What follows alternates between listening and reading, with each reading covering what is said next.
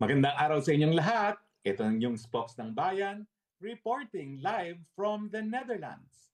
Tayo po ngayon ay pag-uusapan ano bang itsura nitong kulong detention facility ni Presidente Duterte. Hindi niyo po talaga dapat tawagin siyang kulungan kasi wala po yang rehas. Walang hinaharikan na rehas. Siya po ay parang dormitoryo. Pero ang tawag po ng mga taga-Europe dyan sa facility na yan ay Hilton of Prisons. Bakit? Well, ngayon po makikita natin kung ano ang itsura ng detention facility ni Tatay Digong. No? Siyempre po, maganda man yan, ginunto ang hawla pa yan, ay hawla pa rin, pero at least alam natin na walang rehas na hinahalikan ng ating presidente. Saan ba ho nakalocate ito? Ito po ay located sa Dahig. Ito po ay malapit sa dagat. Tabing dagat po siya. Kaya naman, ang Tatay Digong, no, kahit paano nakakaamoy ng singhot ng dagat. Kasi alam niyo naman, miss na miss niya ang Davao dahil ang Davao ay katabing dagat din. No? Scheveningen, iwak ba ko anong pronunciation nila, napakahirap na pronunciation nila dito sa Holland. No? So Scheveningen ata yung pronunciation. Pero ang tawag po dyan ay Hilton of Prisons. Unang-una, wala pong rehas. Para lang siyang hotel talaga, no, na room by room. Hindi po yan nakarehas. Ang kwarto nila, may kama, merong computer, mantakin nyo yan, at dun sa common facilities, abay, meron pang kitchen para makapagluto yung mga detainees at merong library at, believe it or not, meron pang gym. Siyempre po, it is state of the art of prisons dahil siyempre, ang ICC, nais nilang isipin na talagang sila ay nagpo-promote ng katarungan at its best. No? Kaya pati yung karapatan ng mga detainees para sa makataong facilities ay sinugurado nila. Tera kayo, pasok tayo. Tingnan natin itong prison, yung detention facility ni Tatay Digong. Okay. Bakit kaya i-flash na natin ang una nating larawan. Okay? Actually, sa aking computer ay hindi pa lumalabas. Ayan, ngayon pa lang lumalabas. Parang meron pa lang delay talaga. No? Pero anyway, bukod po doon sa, ito yung entrance na. No? Nakikita nyo na ngayon yung entrance. No? At ito yung pangalawa ngayon, nakikita nyo, ito yung mga kwarto. Nakikita nyo po na walang rehas. Yan po ang kwarto ng mga detainees. No? Ang bilis naman, dahan-dahan lang. No? Ang bilis. Balik mo doon sa detainees. Kwarto muna ng detainees. Napakabilis. Naku, ano ba yan? Anyway, sige, mabilis po yan, pero babalikan natin uli. Ha? Yan yung mga facilities. Pero balikan natin at yan yung hospital. Okay, balikan natin. Okay, una, yan yung common kitchen. Stop. Yan muna yung kwarto. Nakikita nyo po ha, wala siyang kasama na ibang detainee. Tapos dyan po sa kwarto niya, meron pang computer. Bagamat hindi po siya nakakabit. Ito po yung entrance para siyang malapalasyo. Ito po yung mga kwarto. Now, pagkatapos ng ito yung hapagtulugan niya, ang next one na papakita nating slide ay, next slide please. Medyo nahihirapan ata ang synchronization. Ayan na naman, bumalik doon sa tore. Ito yung mga kwarto. Pansinin niyo po ha, hinahalikang rehas. Okay? Ito naman po ang kitchen facilities. So, tignan nyo ha, ang kitchen facilities. Merong kitchen facilities ang kada room nila. No? Hindi lang hapagkainan, meron pa silang mga, kung magluluto sila, ay po pwede silang magluto. Merong microwave po, no? At merong sink. So para talaga siyang mga condominium units talaga. Bagamat ang tawag talaga nila rito ay Hilton of Prisons. Sige, tignan pa natin yung ibang larawan. Okay? Ang susunod na larawan naman ay, siyempre hindi ko alam kung ano yung susunod. Nakatingin din ako dun sa camera. No? Okay, anong susunod na larawan na papakita natin? Ang next na larawan ay yung common siguro, yung common facilities. Ito, common facility. Ito ay parang, sandali atin titignan ko kung ano to. Ito ay parang social hall. No? Ayan, makikita nyo, no? Meron silang mga recreation facilities. Diyan sila nakikita-kita ng mga kapwa detainees niya. Ang kwento po ni VP Sara, abay, kaibigan na niya lahat doon. Yung mga prison guards at saka yung mga ibang nakapreso, mga butante na ng Duterte. Baka mamaya sumisigaw-sigaw na rin ng Duterte, Duterte. Magpaparehistro na lahat sa Pilipinas para bumoto para mayor yung mga prison guards at iba pa mga detainees sa detention facility. Okay, bukod pa po sa kanilang social hall, tignan pa po natin ano pa yung facility na nariyan. Naku, may basketball court pa. Pero siyempre si Tatay Digong hindi na yan magba-basketball court. At hindi lang po yan, walang rehas ha. meron pa yang grounds na pwede silang maglakad-lakad sa labas na walang escort. Okay? Meron pong bakod pero hindi yan na parang preso talaga na binabantayan sila ng mga preso. Free to move naman sila, labas-pasok. No? Kaya nga po, state-of-the-art prison facility. Kasi ang modern view ng mga detention facility ay hindi para magparusa, para mag-rehabilitate. At ito naman po, wala pa silang napapatunay ang pagkakasala. Ito po, ganito po ang partong tinutuluyan ngayon ni PRRD kasi nandun siya sa medical facility. So ganyan po ang kwarto niya ngayon. No? Lahat ng mga aparatos kapag nagkaroon ng emergency, naroriyan. For all intents and purposes, para siyang naka-hospital detention. No? Kasi kita nyo naman ang facility, kompleto talaga sa medical equipment. Parang na rin niya kita Tatay Digong dahil alam niyo naman, no? 80 na yung ating Tatay Digong. In a few days, nako, magbe-birthday party po kami dito sa The Hague, sa labas ng detention facility. So yan po ang ating detention facility ng ating pinakamamahal na Tatay Digong. At least hindi tayo nagwo-worry, walang rehas, maganda naman ang facilities. Ang reklamo lang niya talaga, hindi niya makain yung pagkain. At ang sabi naman ni VP Sara, nagbigay na siya ng mga recipes para naman makatikim si Tatay Digong ng mga gusto niyang pagkain. Ako po, marami akong dalang gourmet tuyo. Susubukan ko po na ibigay dun sa prison, no? At tanggalin na lang nila sa botelya at i-serve kay presidente. No? Pero siyempre, ang hirap kasi doon sa tumatanggap ng pagkain, siyempre may possibility na yung mga kulto ni Joma Season baka magpadala ng pagkain na may lason. So I guess mas mabuti, wag na tayo magpadala ng pagkain. Wag na po. Dahil maraming kulto po dyan ang CPP-NPA dito sa The Hague. Okay, so yan po ang detention facility ni Presidente Duterte. Hindi po siya prison, detention facility lang talaga. At kung titingnan niyo po talaga, malahotel talaga ang mga facilities. Bagamat, ang sabi nga ni Tatay Digong, gusto niyang umuwi. Kahit gano'ng kaganda pa ang kanyang detention facility, syempre, there is only one place that he calls home, and that is the Philippines. Parang ako din po. Kahit saan ako naglalamierda, kahit saan ako nag-asylum, ang puso natin pa rin ay nais makauwi sa ating inang bayan, Pilipinas. Kahit magulo pa, kahit polluted pa, yan pa rin ang mahal nating inang bayan. Now, pero pag-uusapan naman natin yung mga ibang bagay pa. No? Unang-una natin pag-uusapan, yung fake news. Napansin nyo naman sa aking Facebook, no, na fake news, yung balita na nag-apply daw o nag-apply ng asylum si Tatay Digong sa Hong Kong. Unang-una po ha, bagamat kasapi ang China at ang Hong Kong ay kasapi sa China doon sa convention, 1951 Convention on Rights of Refugees and Asylum Seekers, wala po silang lokal na batas para magpatupad niyan. Sa katunayan po, hindi talaga tumatanggap ng asylum seekers ang China, Hong Kong at Macau. Bagamat pagdating sa Hong Kong, hindi naman sila sapilitang mag-deport kapag ikaw ay humingi ng asylum. Ano bang problema kapag hindi sila nagtatanggap ng asylum? Ibig sabihin, hindi ka magiging permanent resident at hindi ka magiging citizen. Ulitin ko po ha, kapag ikaw ay nabigyan ng asylum, ang karapatan mo talagang ibibigay sa iyo ay yung pagiging permanent resident at yung option na maging citizen.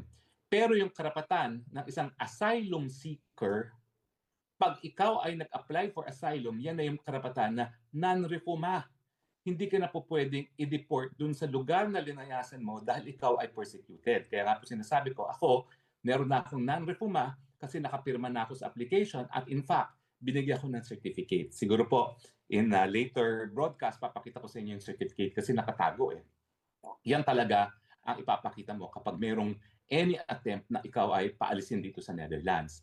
Kaya nga po, miski mag-red alert notice pa ang Marcos Jr. administration, kahit ano pang gawin nyo, kaya sa mag-extradition kayo, bagamat ako'y wala namang kaso talaga nakabinbin sa hukuman, hindi po ako po pwede ma-deport habang nakabinbin yung aking application for asylum. Ganong katagal ba ho yan dito sa Netherlands? Ako po, isa't taon at kalahati. At meron pang judicial review kapag ikaw ay hindi napagbigyan. So ako naman po, ang nais ko lang ay kung ako'y mapagbibigyan, at hindi naman po yan sigurado dahil nga po ang nais ni VP Sara, ayusin ko muna ang aking asylum status, kung ako'y mapagbibigyan na pagsilbihan muli ang presidente, may peace of mind ako, may peace of mind ng pamilya na makakakonsentrate ako dun sa trabaho. No? Kung mapagbibigyan. Siyempre po, nasa kanila yan. Ako naman, sumunod naman po ako. No? Alam niyo ba ho, talagang sa totoo lang, pang 5 araw ko na dito sa lugar kung saan nag-a-apply ng asylum. Hindi naman po nakakulong. In fact, hindi ako natutulog dito gabi-gabi, no? Kumuha ko ng Airbnb, pero ang layo po kasi. Mabuti na lang merong pamilya na naghahatid sundo sa akin. Kung ako po ay magta-taxi, ang taxi po, €80 miski 20 kilometers. Kasi libre po talaga ito. Ang pinakamalapit na may Airbnb is 20 kilometers away. €80 ang pamasahe. So mabuti na lang po may naghahatid sundo sa akin mga Pilipino at mura naman yung Airbnb na nakuha ko kasi malayo nga, liblib. So liblib po ito, wala kang mapuntahan. Um, Bago ako nag-Airbnb, actually, natulog ako dito ng 2 oras. Ang mapupuntahan mo lang, isang supermarket na ang lakad ay 45 minutes papunta, 45 minutes pabalik. So 1 hour and a half para magpunta ng supermarket. Meron po ritong gasoline station na merong convenience store na pagkamahal-mahal. Ngayon po, doon ako nananghalian. Naku, magkano na gastos ko? 6 plus 3, €9. Ang kinain ko lang isang sausage, isang croissant, isang orange juice, isang isang kape, no? Napakamahal talaga ng convenience store na yan. Kung magbubus ka naman, ang pinakamalapit na bayan dito, kung nasaan yung aking Airbnb, ay 20 minutes walk, 20 minutes bus ride, 10 minutes walk. So 1 hour, one way, papunta dun sa biggest town. So liblib po talaga to. Hindi na nila kami kinakailangan ikulong dito dahil wala ka talaga mapupuntahan. Mabuti na lang, ang Pilipino kahit saan ka magpunta, naririyan at hanggang tumulong. Kaya hatid sundo ako, no? Gabi-gabi. Umaalis ako dito kapag tapos na yung activities ng mga nagpo-process at bumabalik ako kinabukasan bago magsimula. Anyway, so yan po yung fake news sa asylum. Hindi po humingi ng asylum si Tatay Digong. In fact, ang pinagsisisihan ko, wala ako doon sa Hong Kong. Dahil kung ako'y nasa Hong Kong, hindi ko siya papayagang umuwi hanggang hindi kami nakakasampa ng kaso sa Supreme Court na merong certiorari. Ang nangyari kasi umuwi, ayan, wala nang panahon para magsampa ng mga kaso. Yung kaso na unang-unang naisampa, 4:27 of that day na siya ay pinigil sa airport. Hanggang 4:30 lang ang pagtanggap ng mga petisyon. Ako po, yung petisyon natin na matagal nang nakahanda, ang problema, nagpalit-palit ng signatory. Akala ko, si Tatay Digong pipirma. So ready na siya. Kaso, may napirmahan na palang ipalit si Tatay Digong, no? So hindi na pa pwede, naghagilap kami, pwede namang maanak. Tapos nagpalit-palit sila kasi nga wala naman sila dun sa area, no? Una si VP Sara, tapos si Kong Pulong, tapos si VP Sara, tapos si Kong Pulong finally. At tinakbo pa namin sa Muntinlupa para kunin ang pirma ni Kong Pulong. Kaya kinabukasan na na-file at syempre nawala ng presidente. Anyway, makikita niyo naman talaga na pinagplanuhan nila ang abduction ni presidente kasi talagang hindi nila pinatagal at sinakay na sa eroplano. At maraming beses ko na sinasabi, yan po illegal at yan po ay madidesisyonan ng ICC. Siguro po isang beses pa i-discuss natin kung ang pagiging illegal ng pag-aresto, yan ba'y sapat para mawalan ng jurisdiction ng hukuman. Bagamat nagkaroon na tayo ng ganyang broadcast. Okay? Now, finally, ano bang ibig sabihin ni Inday Sara nung sabi niya na yung nasa Hong Kong na nagpupumilit siya umuwi at ang sabi ni Inday Sara baka ikaw maninay Aquino. Si Miss Tapia, kilala niyo lang kung sino si Miss Tapia, no? Sabi ni Miss Tapia, hindi raw po pwedeng maging Ninoy Aquino ang presidente dahil wala naman daw maraming pinapatay si Ninoy Aquino. Nako, sos Mario. Hindi ko alam po kung anong background ni Miss Tapia, no?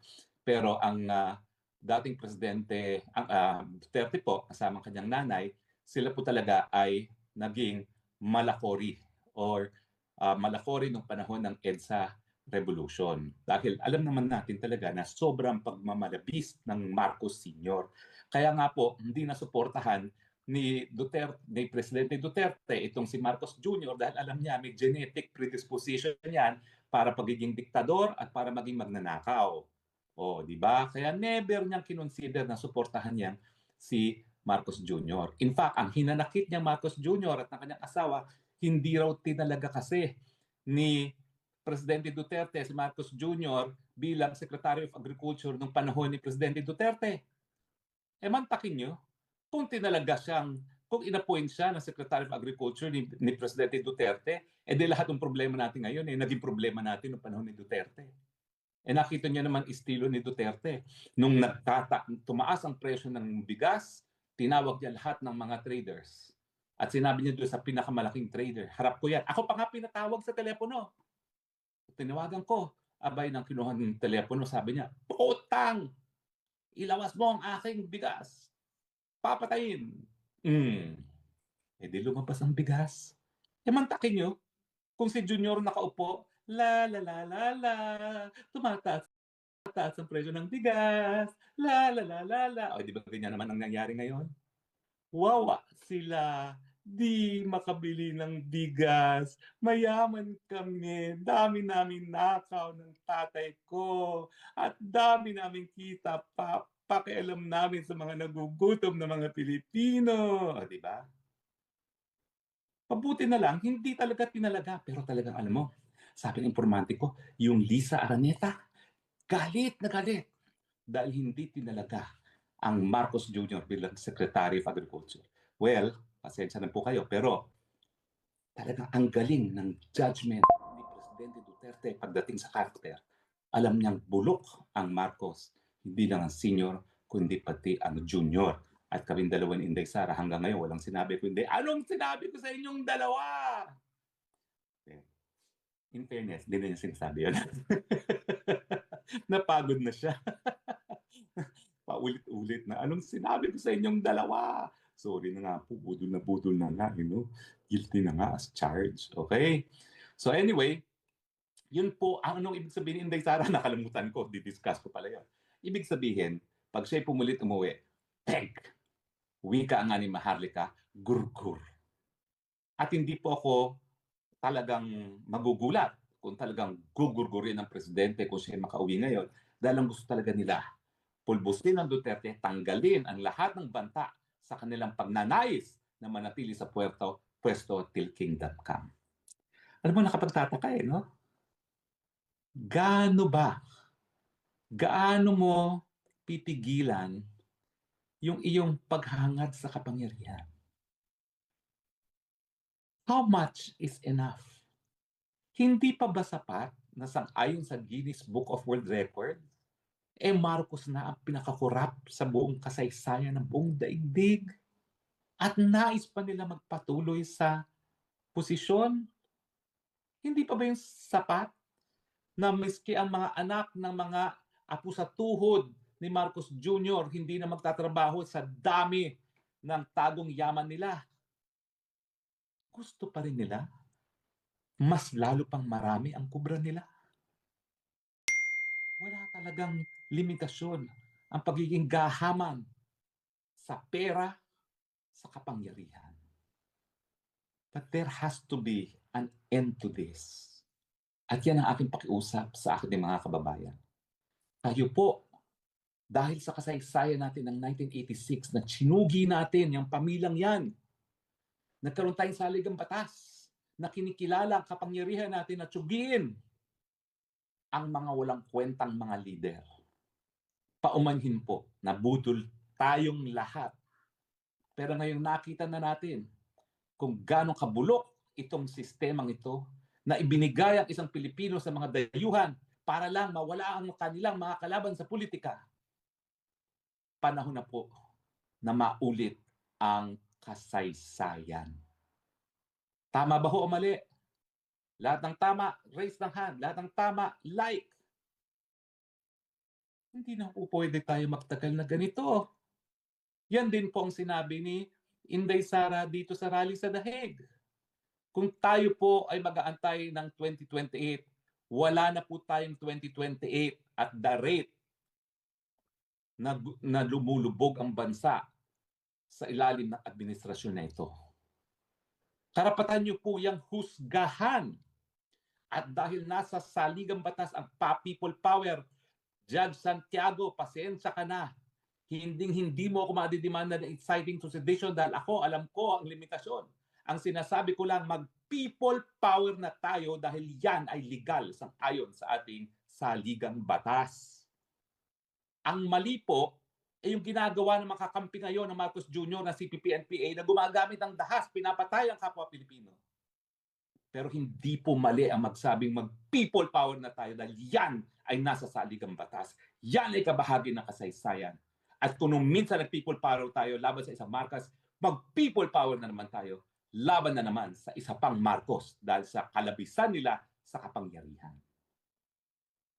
Hindi po tayo yan madidimanda ng kahit anong kaso dahil ang aking lisensya para magsabi na mag-people power tayo sa ligang batas. Sa mapapayapang pamamaraan, walang gamit ng dahas at hindi papatay ng kapwa Pilipino. Medyo nakakapagod na rin po talaga, no, na talagang ginigising natin yung mga tao na maghusga na. Pero kung titigil lang po tayo, baka humupa na naman ang ganit ng taong bayan. Dulot ng pag-aabdak at pagkikidnap kay Presidente Duterte at pagdadala sa dahig. Hindi po matatapos itong ating impyerno na dinadaanan ngayon sa Pilipinas kung hindi po tayo maghuhusga at kung hindi natin gagawin ang katungkulan natin bilang mamamayan na iwasto muli ang pamamaraan sa ating gobyerno. Yun lang po. Maraming salamat po sa inyong patuloy na pagtangkilik. Hanggang sa muli po, ito po ang inyong Spokes ng Bayan, reporting live from the Netherlands, saying, I love you, Philippines. You're the only country that I have.